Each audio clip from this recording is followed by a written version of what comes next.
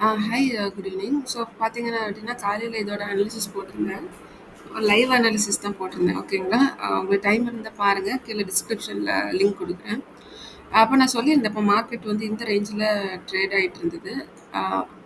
மேலே போச்சு அப்படின்னா இதோட டார்கெட் ஒன் இதுன்னு சொல்லியிருந்தேன். அண்ட் அகெயின் அது கட் ஆகி கீழே போச்சுன்னா டார்கெட் ஒன் இது அண்ட் டார்கெட் டூ இதுன்னு சொல்லியிருந்தேன். ஓகேங்களா? இப்போ நம்மளோட டார்கெட்டை வந்து அது ரொம்ப அழகாக அச்சீவ் ஆயிருக்கு. ஓகேங்களா?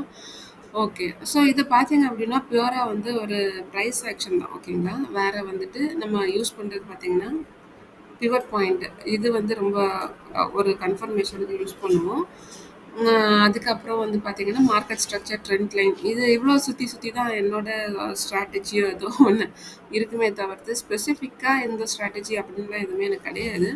இனிஷியல் டேஸில் நான் வந்துட்டு இந்த ஃபீல்டுக்கு வரும்போது ஸ்ட்ராட்டஜி அப்படி இப்படின்னு நான் நிறைய யூஸ் பண்ணேன். பட் எனக்கு எதுவுமே செட் ஆகலை.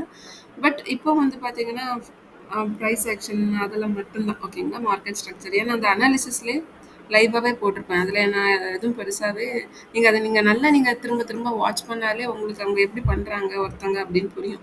இந்த வீடியோன்னு கிடையாது. நீங்கள் எந்த வீடியோலையும் யாராவது அனாலிசிஸ் போட்டாங்க அப்படின்னா நீங்கள் அதை ரிப்பீட்டடாக நீங்கள் ஒரு இன்ட்ரெஸ்ட் இருந்து ரிப்பீட்டடாக பார்த்தீங்கன்னா அவங்க எப்படி பண்ணுறாங்க அப்படின்னு ஒரு அண்டர்ஸ்டாண்டிங் உங்களுக்கு கிளியராக கிடைக்கும். ஓகேங்களா?